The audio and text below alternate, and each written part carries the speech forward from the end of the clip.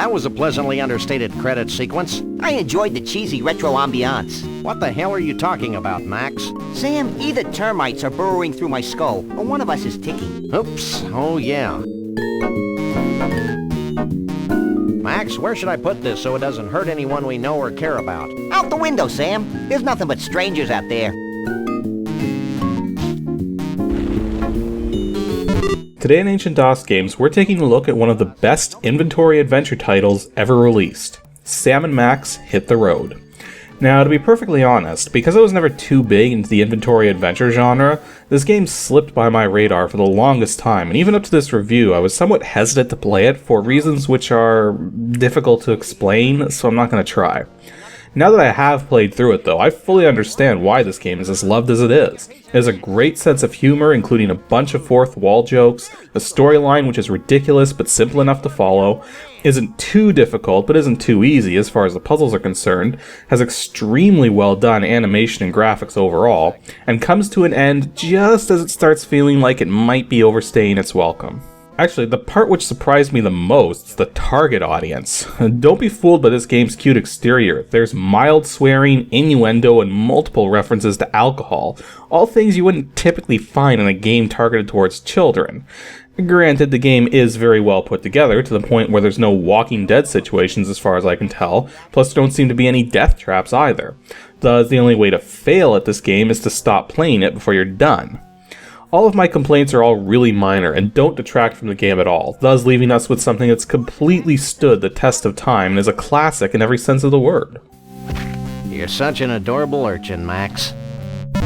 Now you've done it. You've broken Sam's spirit with your stupid attempts to pick up that silly object. In fact, if I didn't find his pitiful sobbing so amusing, I'd come out there and rip your limbs off. Sam & Max Hit the Road was developed and released by LucasArts in 1993 and is a one-player inventory-based adventure game. It only supports VGA 320x200 256 color graphics, but supports a decent array of sound and music devices. The MT32 and MIDI music support is far superior to the synth music, so if you can combine a basic audio device like the game's Sound Blaster support with a more advanced music device, the results should be much better. For sake of recording footage though, I was just running with pure Sound Blaster support, including the music. As for the game's current release date, it's still commercial and can be obtained as a digital download from the Good Old Games website at www.gog.com for $6. If you want a physical copy, then it's not too difficult to find them, but the prices can be all over the place. For just the disc, expect to pay about $6 to $8. For the later PC re-release in 2006, which is the one I have, you can expect to pay around $12. As for an original boxed copy, you're looking at a minimum price of about $20 to $30, but some people seriously attempt to charge as much as $100. I should point out too that the Mac version is much more common to find than the PC version for whatever reason, and also tends to be cheaper as a result. There's also two different versions of the original game, one released on floppy disks, the other on CD-ROM with a full voice track for all the characters. For obvious reasons, the CD-ROM version is the best to go with for gameplay, but for sake of collecting, keep in mind that the floppy disk version tends to be more expensive and much harder to come across. I just love to turn this guy inside out. Ooh, that gives me an idea.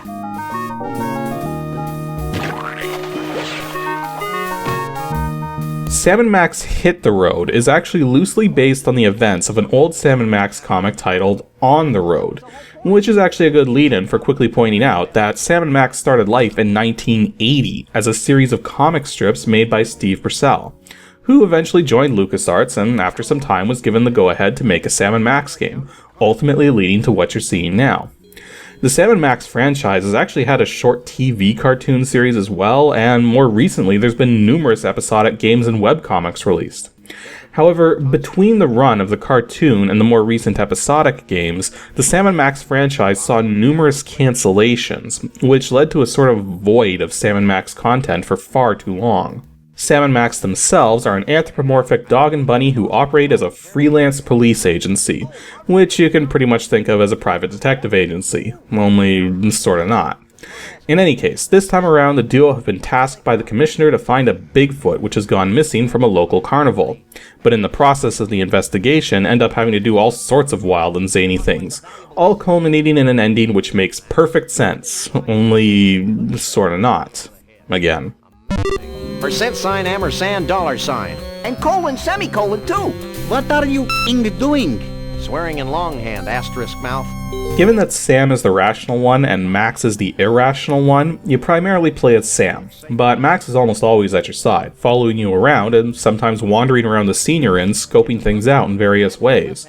The fact that Max does react with the scene on his own accord is a stroke of genius in terms of the design of this game, and really helps make the characters come alive in a sense.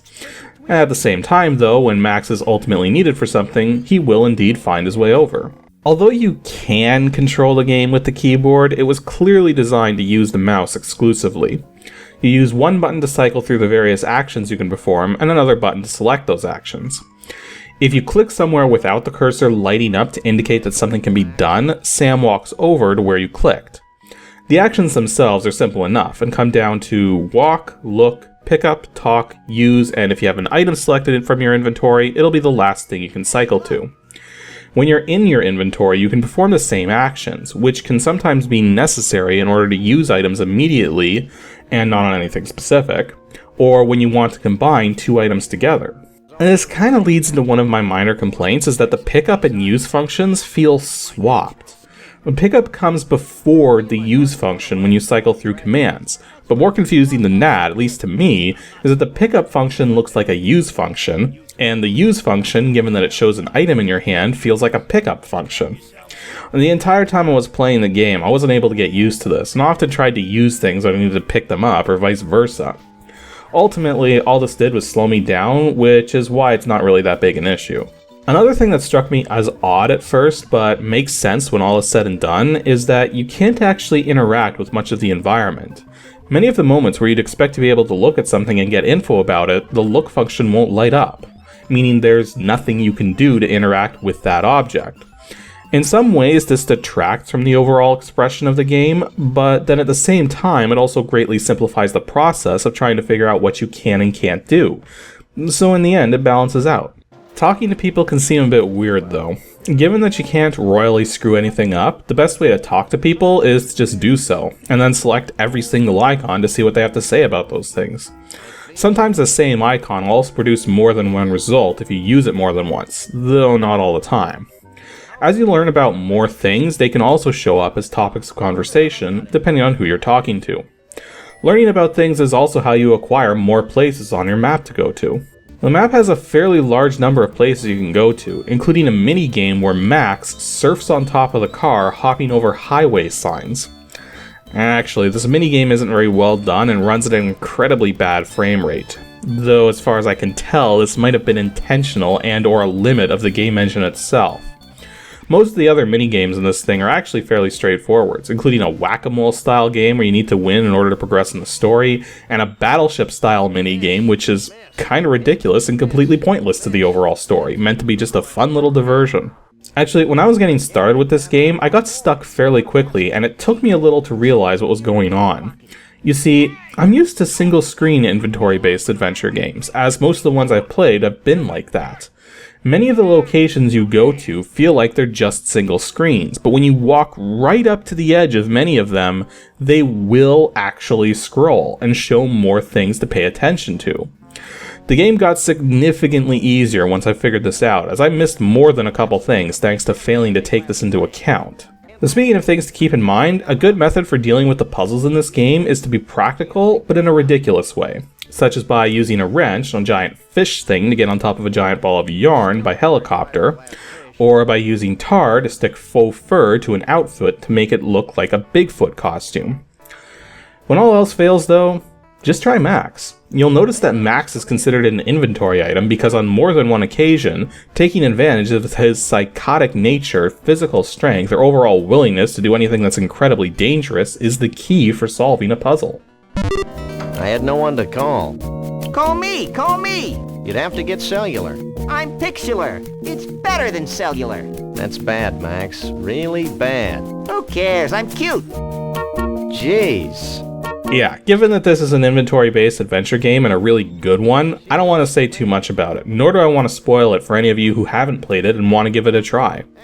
Overall, Sam & Max Hit the Road is extraordinarily well done, and something everyone into retro gaming or adventure gaming in general needs to try at least once.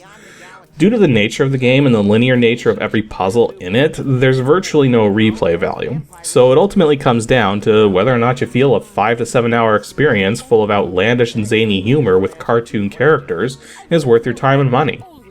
Granted, that's the time you can expect it to take on your first try without a walkthrough. As with most games such as this one, once you know exactly what to do, you can speedrun this thing pretty quickly. As for setting this game up in DOSBox, all you have to do is leave cycle set to auto. Unlike Full Throttle, which I reviewed last year, this game has a much simpler saving system in place. The game is thus able to run right off the CD as long as there's a hard drive it can access to save data to automatically. Thus, when you configure DOSBox to run this game, you want to mount an empty folder as your C drive for the game to store data in, and image mount the disk as your D drive to actually run the setup utility and game from. Oh yeah, the CD version also comes with a few audio tracks of in-game music done with wavetable samples, but from what I can tell, the game doesn't actually play any of this music at any point in time.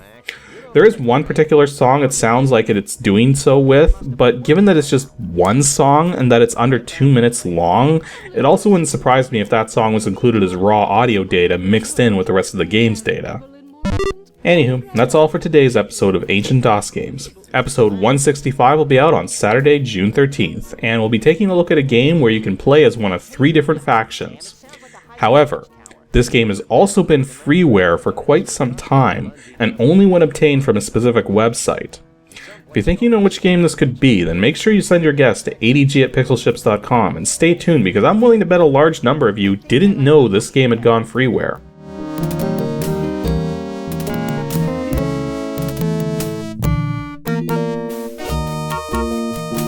I remember seeing this movie in theaters when I was a pup. During the climactic scene, they dropped giant rubber snakes on the audience. Why don't they make movies like that anymore? Higher standards? Probably.